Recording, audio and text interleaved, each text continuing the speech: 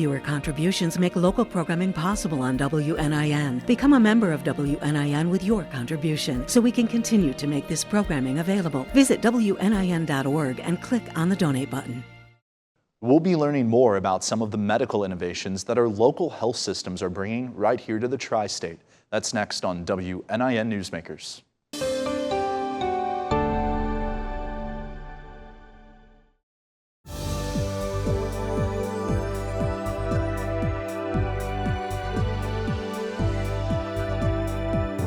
Welcome to WNIN Newsmakers. I'm Noah Alatza, Chief Communications Officer for the University of Evansville. Back in August, Ascension St. Vincent announced that they had performed a TAMBI surgery. WNIN's John Gibson covered that story. He joins us now. John, great to see you. Good to see you, Noah. Thanks for coming. What does TAMBI stand for? Well, it's a bit of a mouthful. It stands for thoraco-abdominal branch endoprothesis. You can see why they abbreviate it to TAMBI. Sure. But yes, that's the official name for it. And walk me through in simple terms, John, what does a TAMBI operation do? Well, it increases the blood flow through the aorta, which is a very important function, of course. That's the main artery that carries blood from the heart to the abdomen. And if that blood flow is not there, that's when you can get these potentially dangerous, potentially deadly aneurysms. And we know that Deaconess and Ascension, right, are both doing these procedures, is my understanding. Mm-hmm. Curious though, how is this an advancement in the treatment of the aortic aneurysms? How does that work? Well, this surgery allows for the placement of a stent graft that maintains the blood flow. It's a much simpler procedure than what doctors had to do in the past. And so that's one of the big steps forward. This is a very small procedure compared to some very big-time surgeries that were required for this kind of thing in the past. Did anything stick out to you while you were covering the story or speaking with local health officials?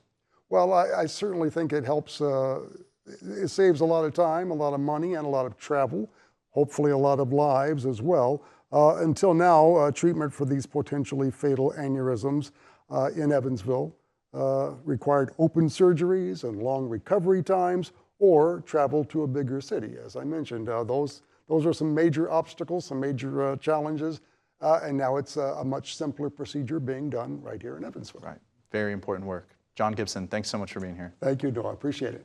In Indiana, Ascension St. Vincent has locations in Evansville and Indianapolis. They recently opened a new labor and delivery area in their hospital in Evansville. You can get more information about Ascension St. Vincent at ascension.org. Here to talk about some of the newest services that have made headlines for Deaconess recently is Jared Anzac. He's the Chief Digital Transformation Officer for Deaconess. Jared, thanks for being here. We appreciate you making time. Thank you for having me. So we know Deaconess has been expanding lately. What is the geographical range of the system now for viewers at home who think that it's really just focused in perhaps Evansville and Henderson? What all do you guys serve? Yeah, Deaconess Health is based in Evansville, and so this is where our headquarters are and our central market. But we serve more than 1.5 million patients across southwestern Indiana, western Kentucky, and southeastern Illinois. Walk me through some of the new facilities perhaps that are being built and where. We actually just announced a new groundbreaking for an orthopedic surgery center in partnership with Orthopedic Associates, just next to the Gateway Hospital in Newburgh. It's a 2-story state-of-the-art facility being built through a collaboration with the two organizations and is really designed to transform how care is going to be delivered from an outpatient orthopedic standpoint. In April, we broke ground on a new freestanding ED right off of Lynch Road here in Evansville, and it will be the first ever dual emergency and urgent care facility for Deaconess. And set to open in 2026, so next year, will provide a really great resource for our community to be able to access care. The emergency departments are an area where we continually just see a lot of demand, and so this gives us another mechanism to be able to meet some of that demand in the community. Also, in a couple of weeks, we'll be closing on our transaction with Jenny Stewart Health in Hopkinsville, Kentucky. They'll officially join Deaconess Health on October 1st. And that affiliation reflects our ongoing commitment to providing locally focused care and strengthening healthcare services across the region. What are some of the medical innovations that have been employed at Deaconess recently? There are a number of medical innovations that Deaconess is proud to introduce to the community. One really exciting one recently is called TAMBI, which is a minimally invasive way to repair serious bulges in the aorta called aneurysms. Instead of opening the chest or abdomen, surgeons can use a small incision in the groin and place a special stent, and it lowers the risk of complications. It reduces trauma and helps patients to recover faster, and is a newer service that we're offering to the community. And how long have you guys been utilizing that TMB service? Very recently. That just became available within the last few months. What other new innovative medical devices or procedures are out there that Deaconess is working on? Yeah, another one that has recently become available through Deaconess is something called BITE therapy, which is bispecific T-cell engager. It's a new type of immunotherapy that teaches your own immune system to find and attack cancer cells. It's especially promising for patients whose cancer hasn't responded to other treatments and can improve survival by directly targeting cancer cells. Another example of a medical innovation that Deaconess has brought about is something called Inspire, which is an innovative implant for people with sleep apnea. So instead of using a CPAP machine, Inspire stimulates the nerve that controls your tongue muscles to keep your airway open while you sleep. So those are just a couple of examples, but Deaconess is continually looking at ways that we can leverage the latest and greatest medical innovations and bring them here to our communities. And Jared, I know that you've been in your role. You mentioned before we got on here that for about a year now, digital transformation. We're in this era of artificial intelligence and AI, and I'm curious. Deaconess we've seen recent reports that Deaconess has begun using this AI virtual assistant. Can you walk us through, for viewers at home, how does that necessarily work when we're talking in terms of their healthcare? Yeah, healthcare as an industry is going through a lot of changes right now. We're really at an inflection point where doing the same thing the same way we've always done it just isn't sustainable anymore. And we're not immune to a lot of the same sort of economic pressures that a lot of industries face in terms of rising costs and supplies.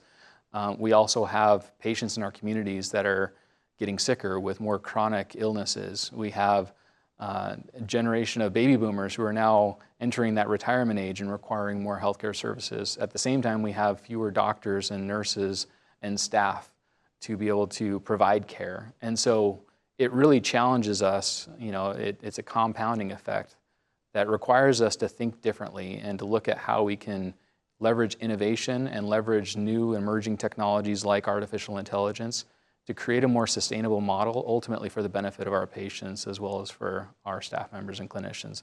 Artificial intelligence is just one of those examples. It's gotten a lot of hype and a lot of buzz recently over the past few years, and really for good reason, because it really does have a lot of immense potential to transform how care is delivered. You mentioned the virtual agent that we recently have deployed at Deaconess. So her name is Kate. We launched Kate just a couple of weeks ago. And Kate is a virtual assistant that allows patients who are calling in to confirm or cancel or reschedule their appointments without having to wait on hold for a customer service representative.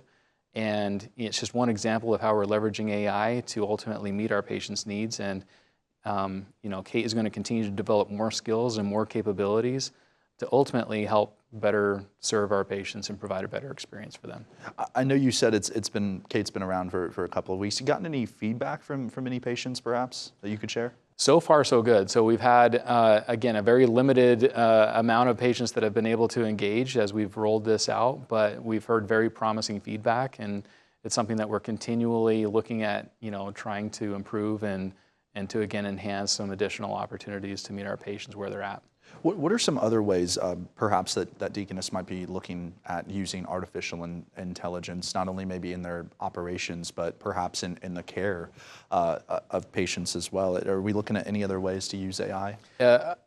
Just over a year ago, Deaconess recognized that in order to really take advantage of artificial intelligence and some of these newer technologies and capabilities that are available, we needed to have the space and the environment to be able to incubate ideas. And so we created something called the Deaconess Health Innovation Roundtable.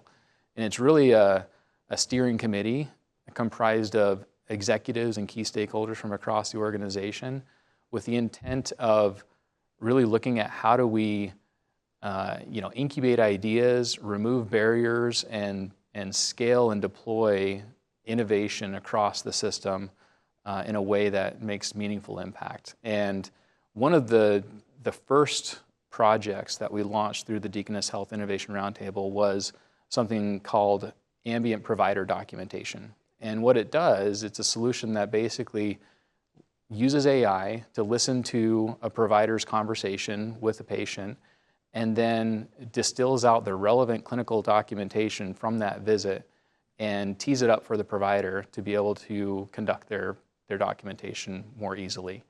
And it's been an absolute game changer for our providers who are using it. They've seen incredible efficiencies as a result of it. They're able to focus more on their patients and be less distracted by the computer in the room and focus their attention on what they need to be doing with the patient. At the same time, they're able to be more efficient with their work. 82% of our providers who are using the tool have said that they have been able to see more patients as a result, which increases access for our patients in our community as well. That's incredible, the focus on the patient while also, of course, saving them a significant amount of time. I'm curious, though, too, are there any other ways that patients, like, are they going to notice change? Let's say they're in the room with the doctor. Are they noticing any changes, perhaps, other than, like, do they know the AI is listening? Is that kind of upfront disclosed, or what does that process look like? It is disclosed. As part of our process, our providers do disclose that they're going to be using a tool that's going to listen to the conversation and help with documentation. And so far, our patients have been responding very favorably. Again, it's been a positive patient satisfier to have their provider paying attention to them and spending more time giving them their care. And really, when we look at AI, that's really one of the big benefits that we see as far as potential, is enabling clinicians to operate more at the top of their license, enabling our staff members to operate more at the top of their skill sets, and really taking care of, automating some of the mundane, repetitive tasks that often distract us from doing what people do best, which is caring for patients. And that's really what we're looking at AI to do, is be an enabler to help our caregivers take care of patients. And we know, Jared, that AI, right, it feels like it changes almost by the day. I mean, it's so rapidly evolving. Why do you think, though, it is so important for medical facilities, particularly you're here representing Deaconess, why do you think it's so important to keep up to date on these new technologies? Back to your points, though about the patients, right, about that patient care. Why is it so important for you as an organization? It is important for our patients to create a better experience. We're always continuously looking for ways to create a better patient experience and to deliver care in a more sustainable and a higher quality and safer way. And also to provide our clinicians and our staff with a better experience overall as well. And so technology really has the ability to meet a lot of those objectives and a lot of those goals in a really novel way. At the end of the day, the technologies don't really take the place of doctors, nurses, or caregivers. Instead, they help free staff from some of those repetitive and time-consuming tasks so that they can focus on patients more. The efficiency and saving time, right? And before we let you go, Jared, where can people find out more information about all the things happening at Deaconess? I know there's always a lot of movement. Absolutely. www.deaconess.com. We're constantly updating our website with announcements around some of these new medical innovations and other technological innovations, and it's a great resource for people in our community to stay up to date. All right. Jared Anzac, the Chief Digital Transformation Officer for Deaconess, thanks so much for being here. We appreciate it. Thank you. Thanks to our guest for telling us about some of the important medical advancements in our area. I'm Noah Alatza, Chief Communications Officer for the University of Evansville. Thanks for watching WNIN Newsmakers.